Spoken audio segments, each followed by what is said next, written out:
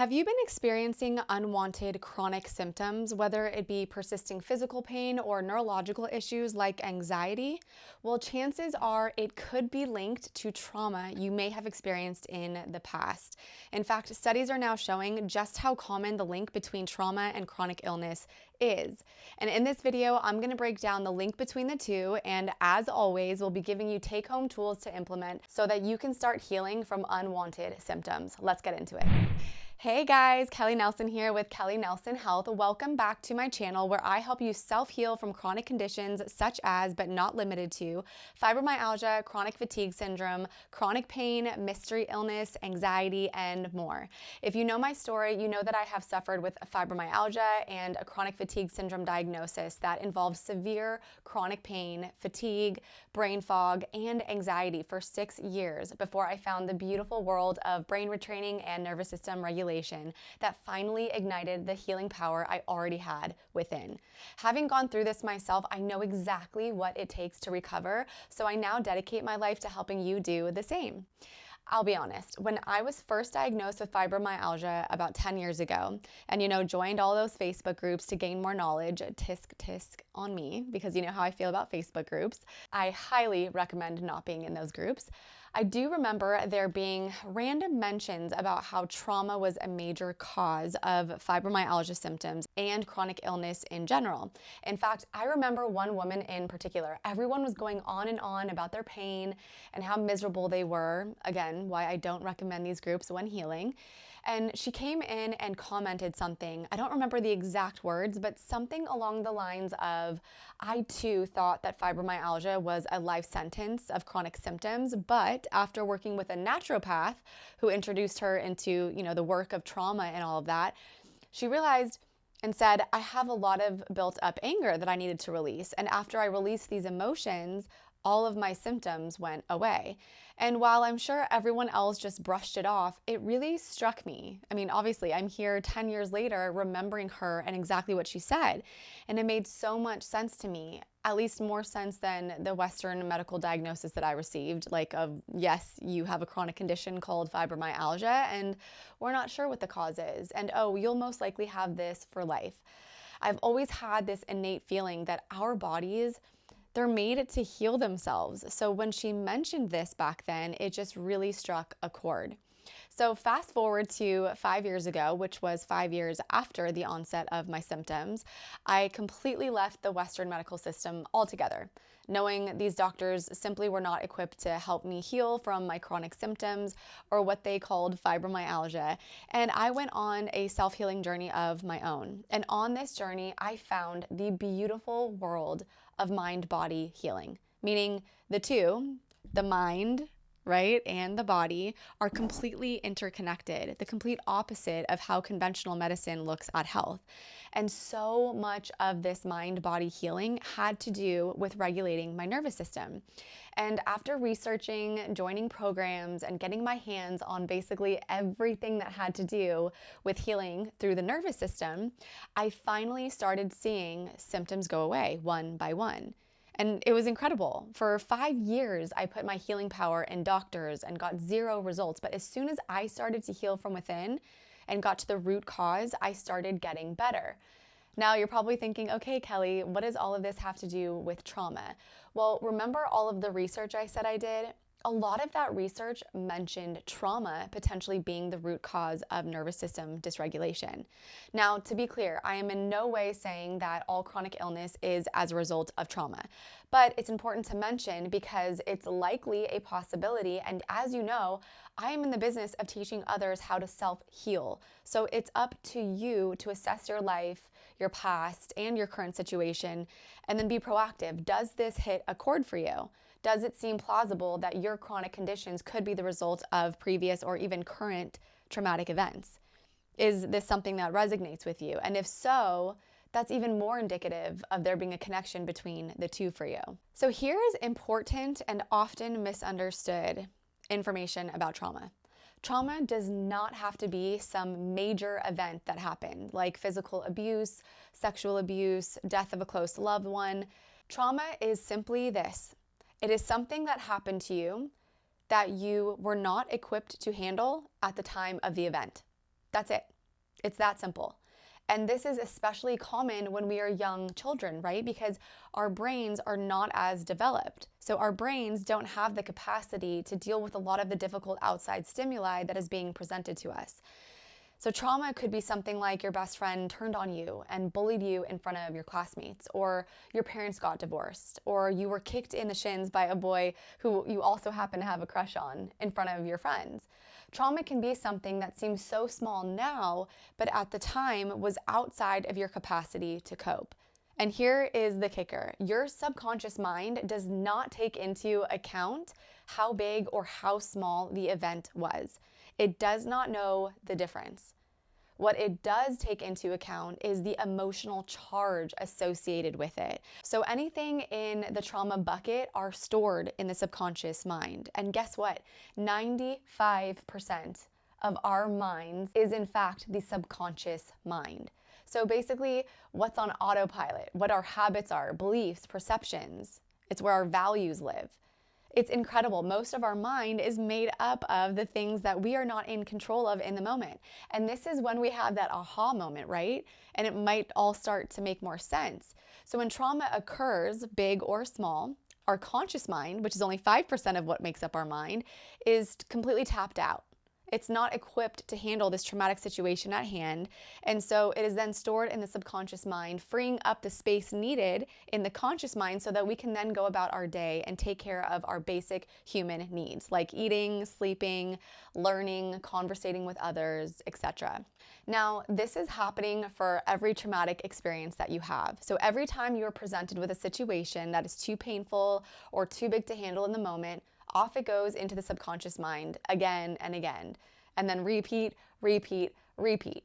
So now what happens with this energy as it gets more and more stored in our subconscious mind over time? Well, energy cannot be deleted, and it can't even be created, right? We know this. The energy has to go somewhere. And so it goes into the physical body. We are seeing it show up in a gazillion different ways, shapes, and forms. This can look like joint pain, major cognitive issues like lack of memory or brain fog, fatigue, anxiety, depression, constant worrying, sleep issues, sensitivity to sound, light, even the way that people behave toward you. You could be sensitive toward that. I know I was. And headaches, and the list goes on. And when we're experiencing these horrible physical symptoms, our fight or flight response, of course, gets activated, sometimes creating even more symptoms. And so this persisting cycle leaves us with chronic symptoms often labeled as conditions like, but not limited to, fibromyalgia, chronic fatigue syndrome, POTS, multiple chemical sensitivities, things like that. And although what I just said might feel like the aha moment, like the core issue, it's actually not the core. What the core issue is that we now label ourselves as, I am sick.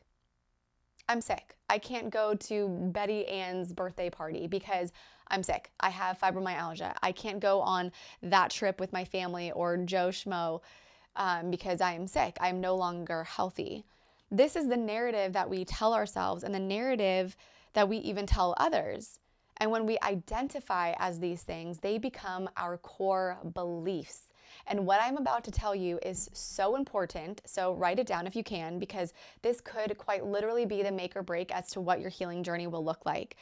Our subconscious minds run off of our personal beliefs. Remember how I mentioned this earlier? They do not operate based on what reality is.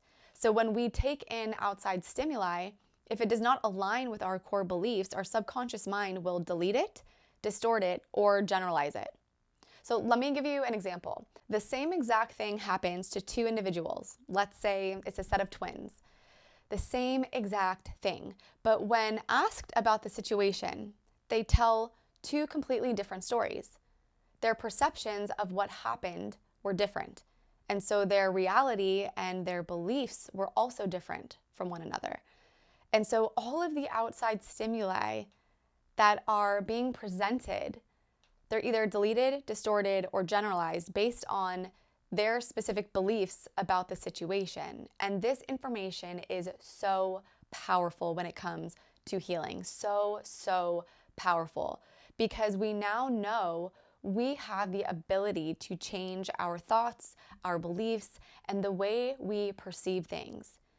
And this means you have the ability to heal from these chronic conditions.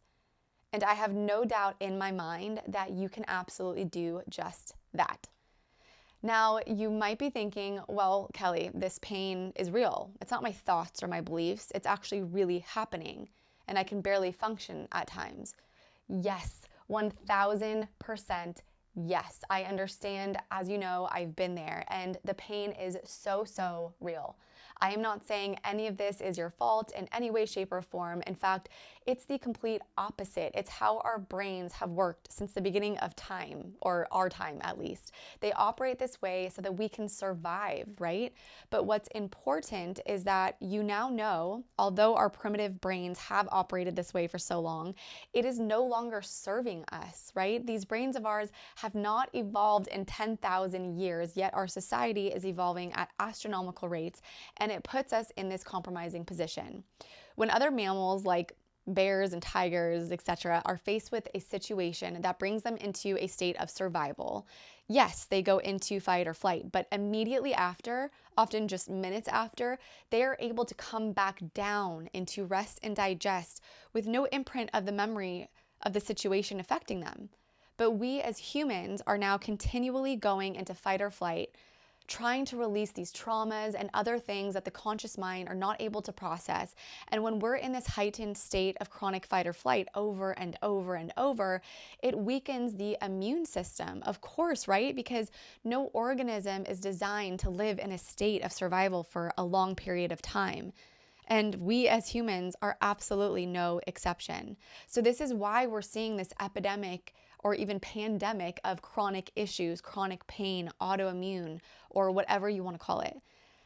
Okay, so now the nitty-gritty, and probably the whole reason that you're watching this video in the first place. How can we initiate the process of healing from these chronic illnesses and conditions when trauma appears to be at the core of the symptoms we're experiencing?